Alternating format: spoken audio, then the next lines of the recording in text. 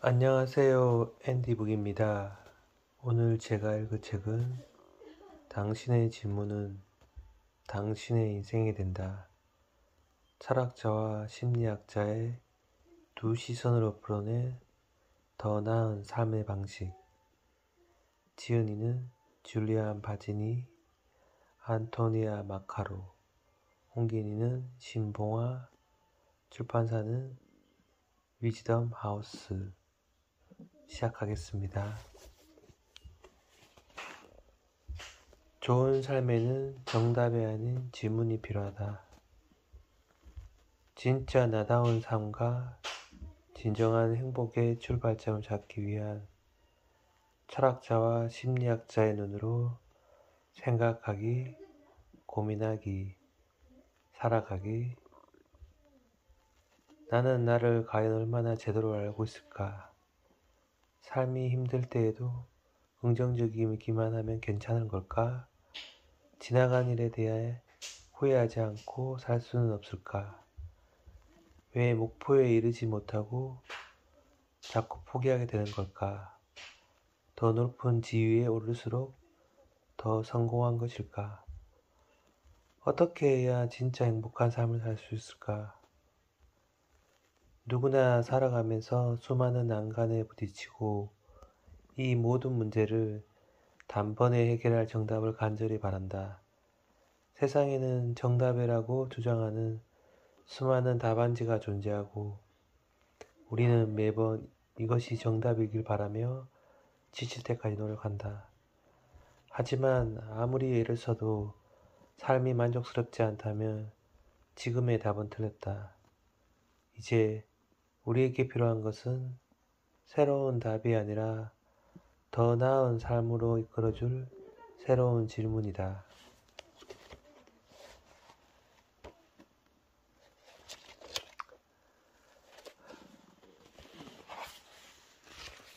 질문을 시작하기 전에 아리스토텔레스가 알려주는 좋은 삶의 원리,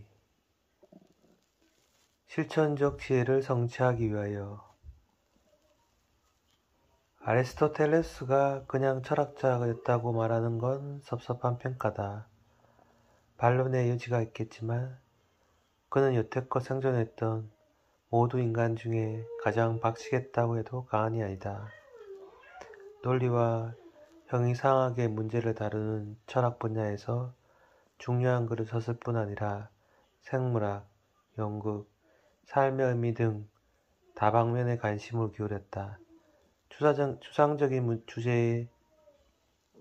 추상적인 주제에서 구체적인 주제로 물 흐르듯 매끄럽게 옮겨가는 그의 능력은 윤리에 관한 저술에서 가장 명확히 드러나며 그가 훌륭한 인생의 핵심 원리라고 했던 개념으로 압축된다.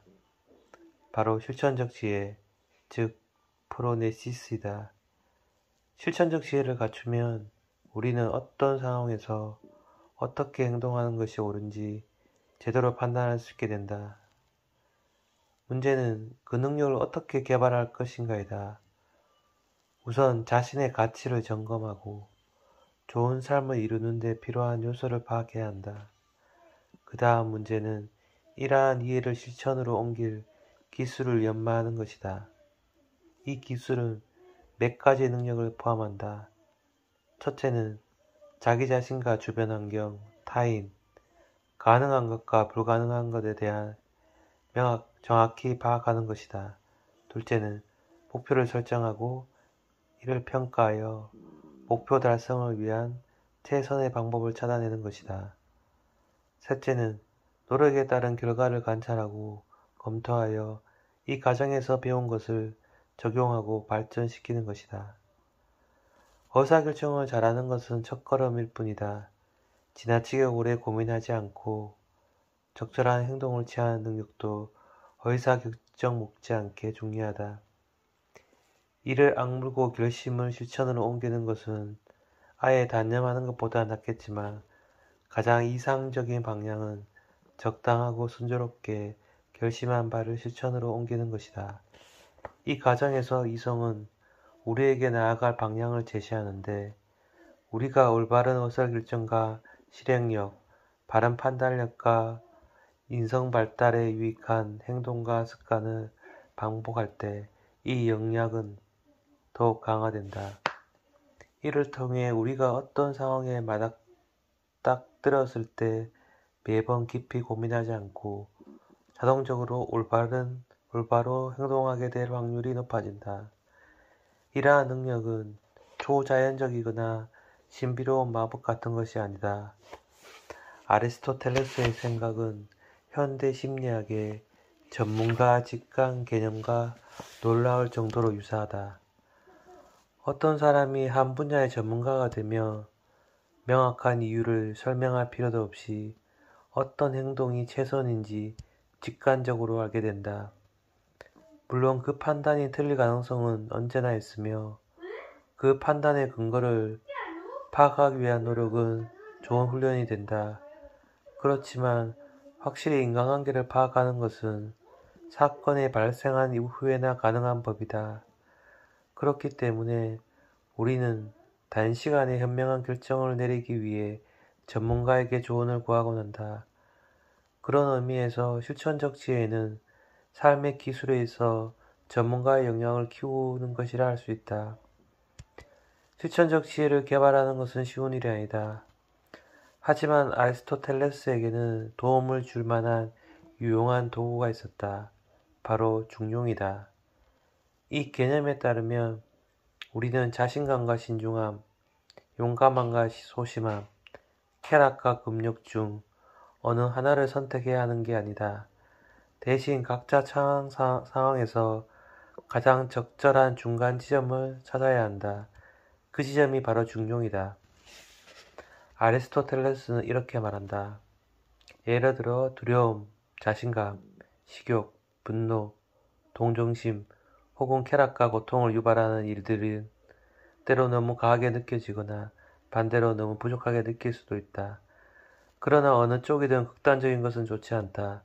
다만 적절한 시점에 적절한 대상에 대해 적절한 사람들을 향해 적절한 목적을 위해 그리고 적절한 방식으로 느끼는 것이 중용이자 최선이다. 이것이야말로 미덕의 역할이다. 비슷한 이치로 행동에도 강함과 부족함, 중용이 있다. 중용은 모든 상황에서 이도저도 아니 밍밍한 적당함을 유지하라는 것이 아니다.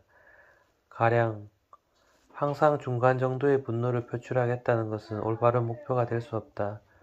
어떤 상황에서든 크게 분노해야 하고 어떤 상황에서는 분노가 끼어들어서는 안 된다. 중용은 우리가 처한 상황에 맞게 적절히 조절되어야 한다.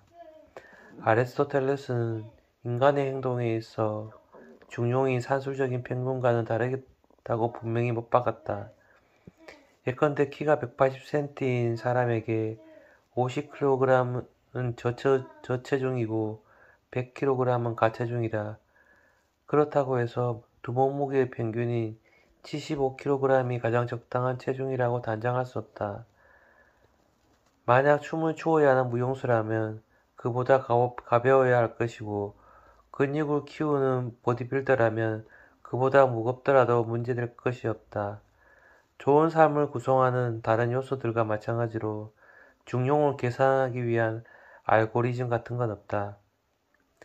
우리가 평소 중용이라는 개념을 자주 떠올리지는 않지만 사실 우리가 어려워하는 인생의 많은 문제는 결국 중용을 찾기 위한 투쟁이다. 우리는 스스로 더 도전적이고 더 담대하고 더 인내심 있고 더 끈질기고 순간의 유혹에 무너지지 않는 강인한 사람이 되기를 원할지도 모른다. 또한 우리가 스스로를 너무 몰아붙이는 것은 아닌지 혹은 반대로 너무 봐주고 있는 것은 아닌지 고민할 수 있다. 나아가 어느 순간에 우리의 간대함이 어리석음으로 용기가 무모함으로 바뀌는 것인지 성취와 즐거움 사이에 올바른 균형은 무엇인지 궁금해할 수도 있다. 이러한 역학은 이 책에서 다루는 다양한 주제 속에서 발견된다. 때로는 중용의 올바른 지점이 어디인지 판단하기 쉽지 않을 수도 있다. 아리스토텔레스는 이런 상황에 대처하기 위해 두 가지 원칙을 알려준다.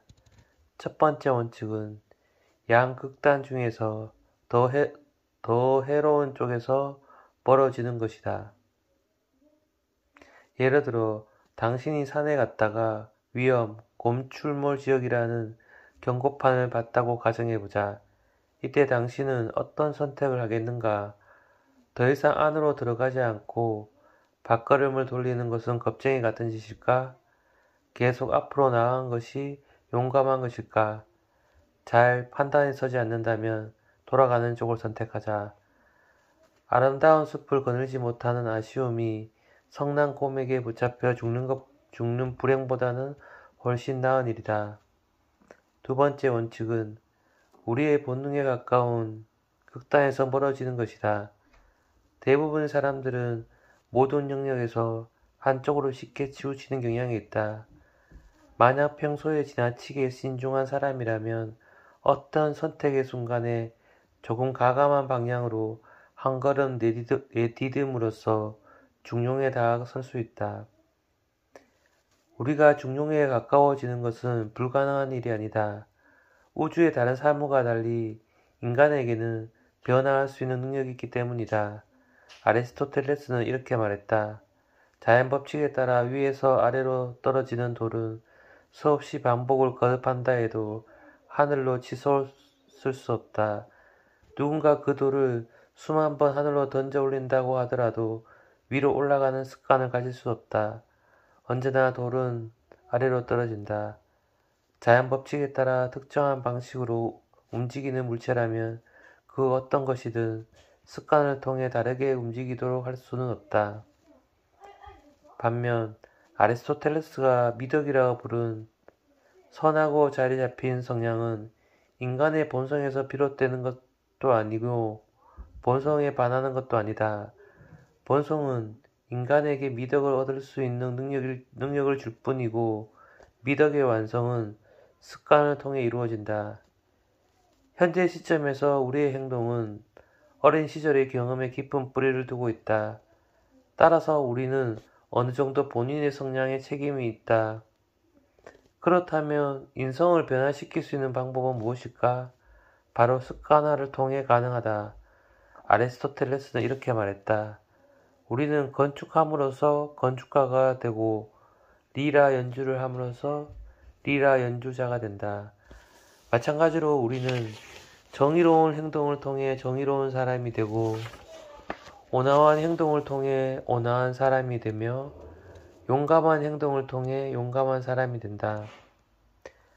고대 철학자인 아리스토텔레스의 통찰이 현대 심리학 연구에 의해 정당화되는 장면이 이 대목에서도 목격된다.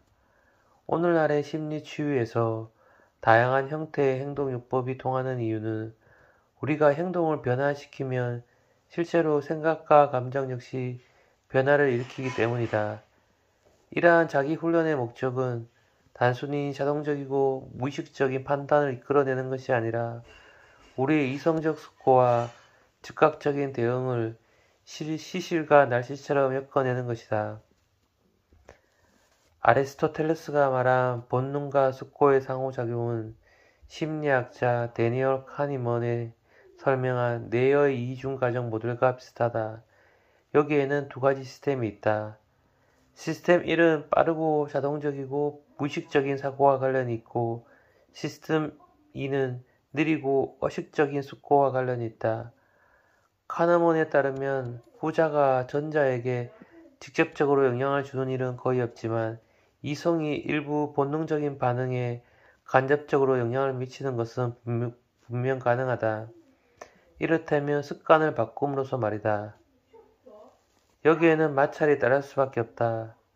지금 형성된 습관적 성향이 조급함이라서 인내심을 기르고 싶을 경우 가장 먼저 선택할 수 있는 변화는 본인의 성격대로 행동하지 않으려고 애를 쓰는 것이다.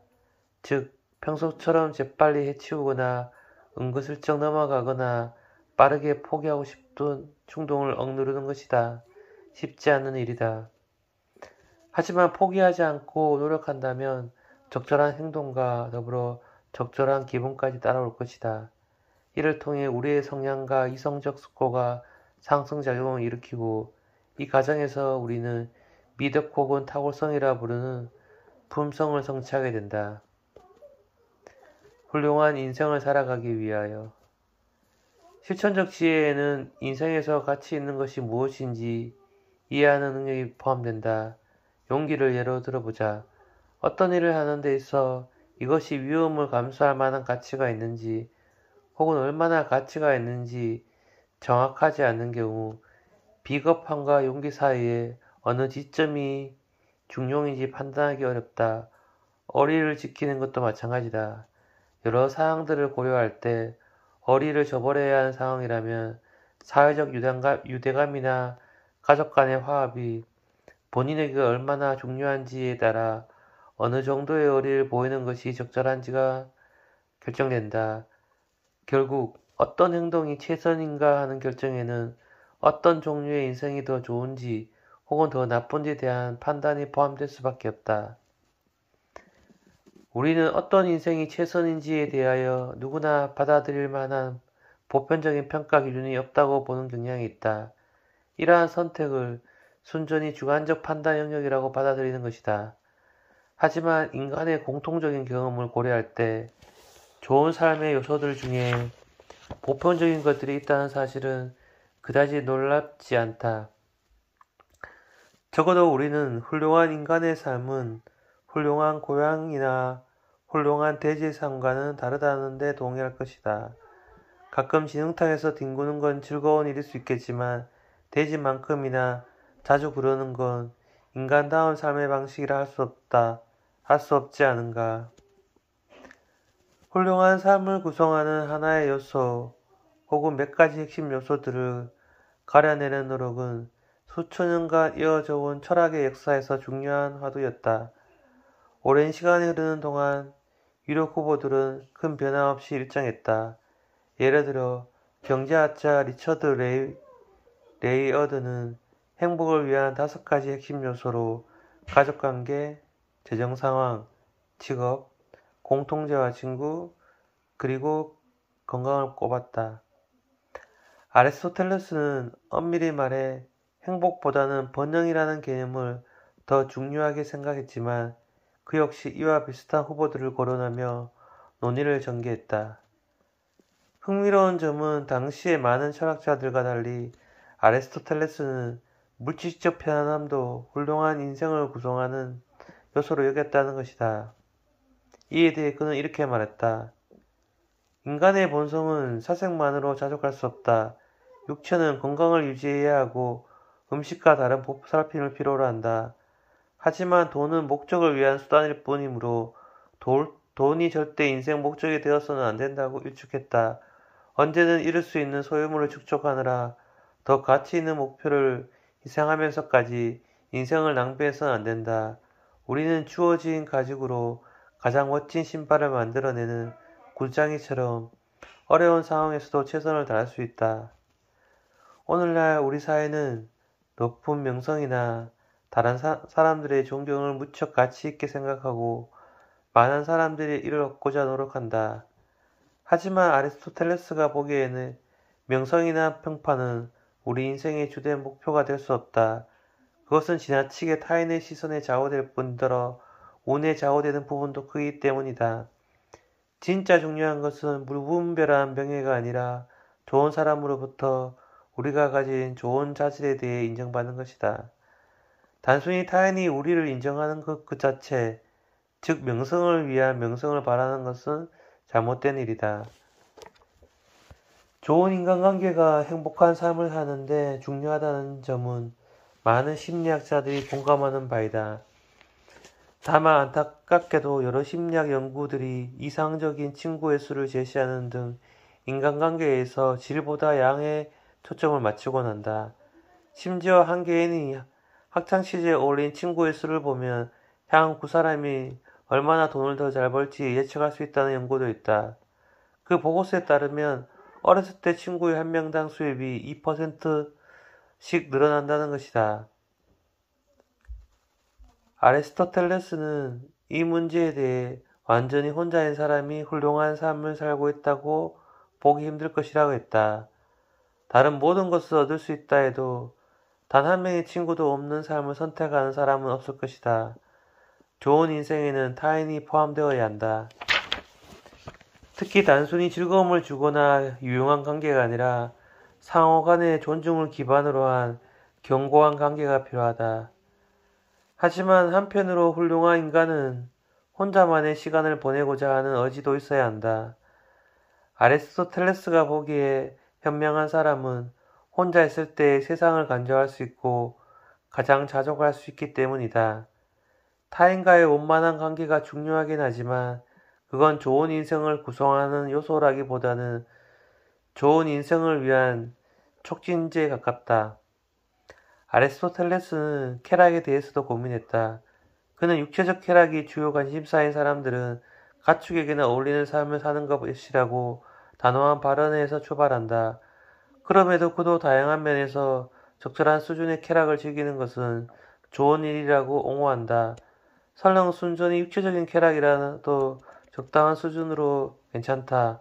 인간은 육체를 지닌 존재이므로 쾌락을 과도하게 억누르는 것은 행복한 삶을 영위하는 데 방해가 될 수 있다. 다만 지나친 방종은 우리를 망가뜨리고 더 가치 있는 목표를 향해 나아가지 못하게 하므로 유의해야 한다. 세상에는 다양한 종류의 쾌락이 있다. 아리스토텔레스는 그중 최고의 쾌락은 가치 있는 활동에 참여할 때 얻을 수 있다고 했다. 이러한 주장은 철학자들이 대체로 자신들의 선호하는 취미를 대중적인 취미보다 높이 평가하는 게 아니냐는 의혹을 받을 수 있다. 19세기 영국의 사상가 존 스튜어트 밀의 예술과 지성이 주는 수준 높은 쾌락과 육체가 주는 수준 낮은 쾌락을 구분했던 것처럼 말이다. 하지만 이것은 정신적인 것과 육체적인 것의 문제라기보다는 지적인 참여가 이루어지는 활동이냐 수동적으로 받아들이는 활동이냐의 문제에 가깝다. 음악 강사를 예로 들어보자. 당신은 음악을 그냥 흘러 들을 수도 있고 신경을 집중하여 선율이나 가사를 음미할 수 있다. 전자의 경우는 동물이나 어린아이가 느끼는 쾌락에 가깝다. 반면 후자의 경우는 인간만이 누릴 수 있는 독특한 경험이다. 중약 인간다움의 본질은 우리 자신을 위해 숙고하고 선택하는 능력이다.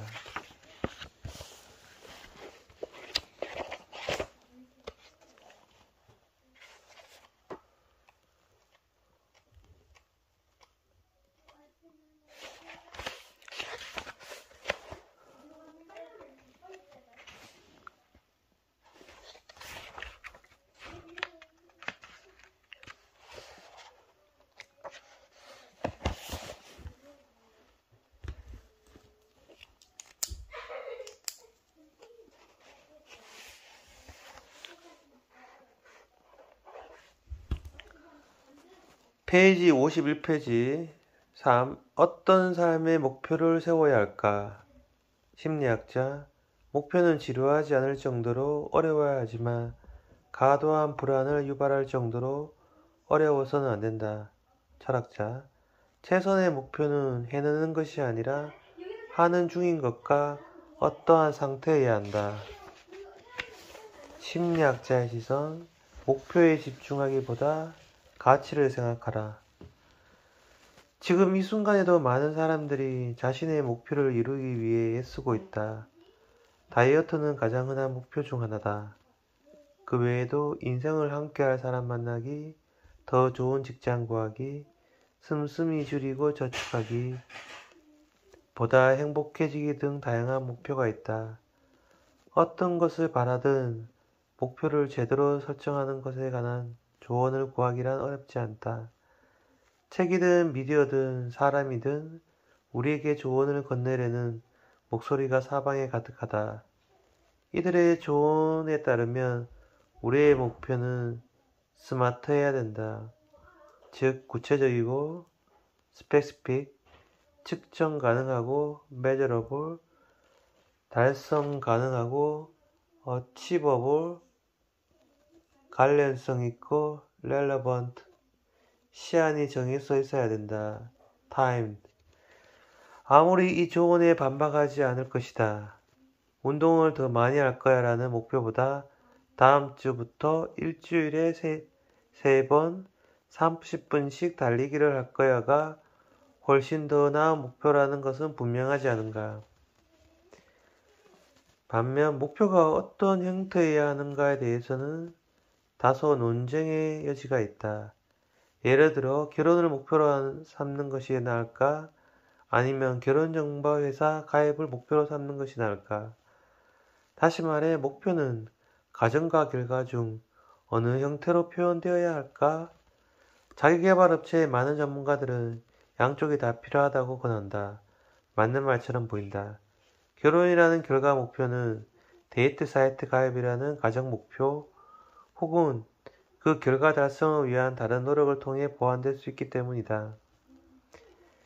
자신이 바라는 결과를 끈질기게 추구하는 과정에서 목표 설정은 유용하지만 한편으로 상당히 억압적일 수 있다. 인정하기 어렵지만 우리는 목표 추구에 중독될 수 있다. 목표에 지배당한 나머지 한 가지 목표를 달성하면 자축의 시간을 가질 틈도 없이 다음 목표를 세운다. 하지만 이런 게임은 사람을 지치게 한다. 자신이 정체되거나 길을 잃고 다른 사람들보다 뒤처질지 모른다는 두려움에 사로잡힌다. 절대 이길 수 없는 게임인 것이다. 이 모든 노력을 뒤로하고 자신의 불완전함을 끌어안은 채 가만히 존재하는 것은 달콤해 보이면서도 불건전해 보인다. 우리는 목표를 버리고 그저 인생의 흐름에 몸을 맡겨야 할까? 우리는 열심히 노력하거나 새로운 도전을 하거나 뭐라도 해야 할 것 같은 기분이 느낀다. 인간은 목적의식이 있는 존재로 매사에 무관심한 것은 바람직한 상태가 아니다. 수동적이고 정적인 상태를 선호한 사람은 많지 않을 것이다. 본인의 역량을 개발할 수 있는 활동에 참여하는 것은 좋은 일이다. 우리 자신과 주변 환경을 개선하고자 하는 욕구는 자연스럽고 존중할 만하고 진지하게 받아들여야 한다. 예컨대 정신과 의사 빅터 프랭클은 지금의 자신과 되고자 하는 미래의 자기 자신 사이의 긴장은 정신적 웰빙에 필수적이라고 생각했다. 인간에게 진짜 필요한 건 아무 긴장도 없는 상태가 아니라 가치 있는 목표, 스스로 선택한 일을 달성하기 위해 노력하는 것이다. 미하일 직센트미하이도 비슷한 주장을 한다. 분명한 목적과 명확한 행동 규칙, 집중과 참여를 가능케 하는 방법을 제시할 수 있다면 모든 목표는 인생의 의미를 부여할 수 있다. 그가 내놓은 몰입 이론에 따르면 목표는 지루해지지 않을 정도로 어려워하지만 과도한 불안을 유발할 정도로 어려워서는 안 된다. 목표는 정신을 집중시키고 행동 방향을 정하는 데 유용할 수 있다. 이를 통해 인간은 앞으로 나아갈 수 있다. 하지만 그것은 엄청난 도약일 필요는 없다. 커다란 실현 없이 점진적으로 상징하는 것도 가능하다. 때때로 우리 자신을 자극하고 끊임없이 배우고 조금씩 더 어려운 일을 도전한다면 그냥 꾸준히 움직이면서 말이다. 올바른 방향을 잡기 위해 목표 설정 이전에 가치관을 따져보는 것도 중요하다. 가치는 인생에 대해 좀 더 포괄적으로 성찰해 볼 수 있는 환경을 만들기 때문이다. 수영 전문 치료에서는 목표와 가치의 관계를 여행의 비유로 설명한다. 목표는 여행 중에 보고 싶은 장소들이며 당신은 리스트에 적힌 목표를 하나씩 체크할 수 있다.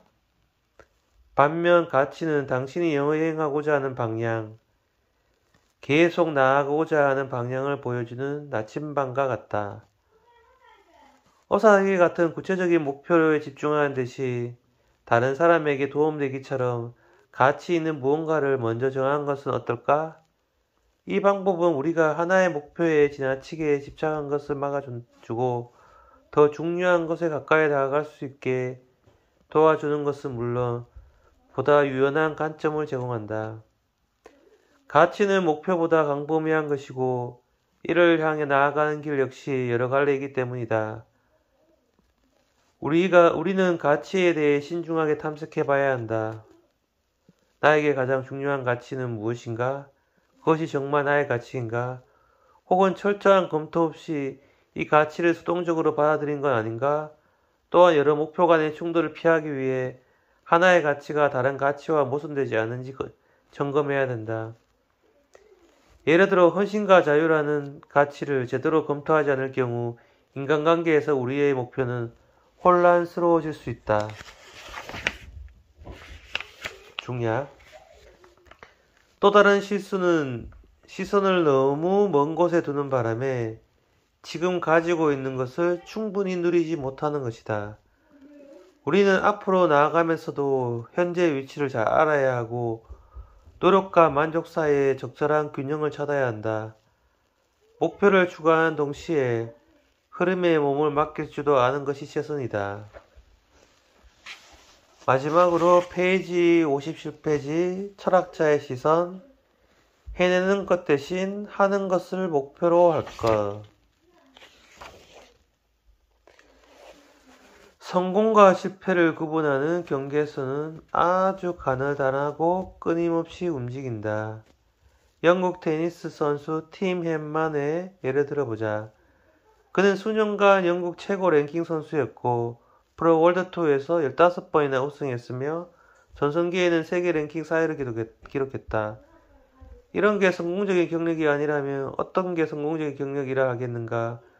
하지만 헨만은 자신이 이룬 위대한 업적에도 불구하고 그랜드슬램에 실패한 선수로 더 많이 기억된다.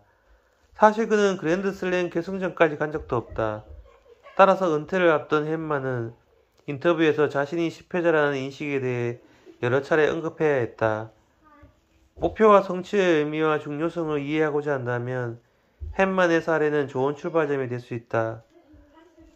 우선 성공이 얼마나 상대적인 개념인지 명확히 보여준다.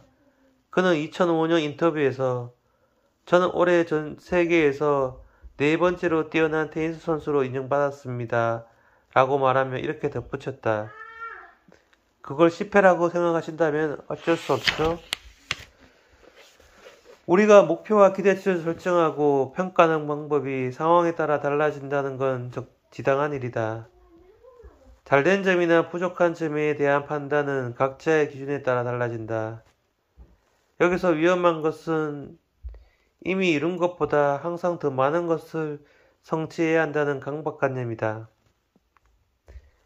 목표 달성은 필수적인 것이 되었어도 안 되고 맹목적인 믿음이 되었어도 안 된다. 최선을 다해 어떤 목표를 이루기로 결심한 두 사람이 있다고 치자.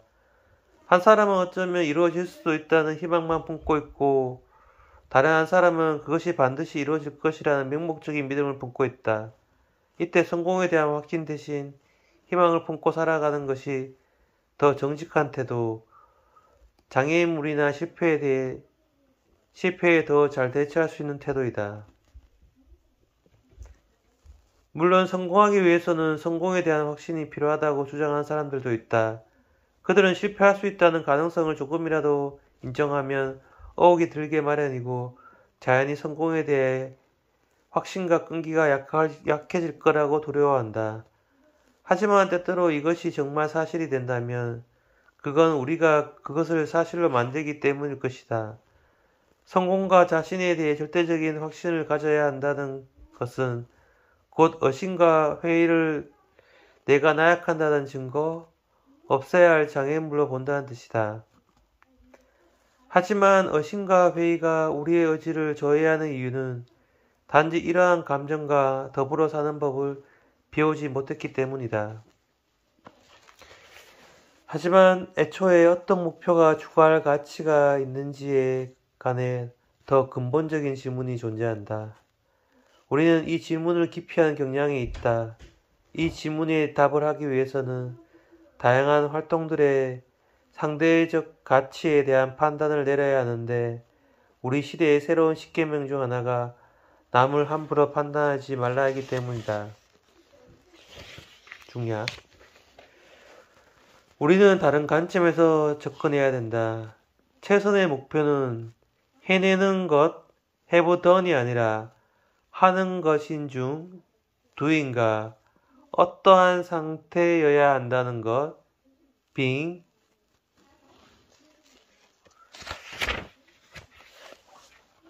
오늘은 당신의 질문은 당신의 인생의 된다를 다시 읽어보았습니다. 감사합니다.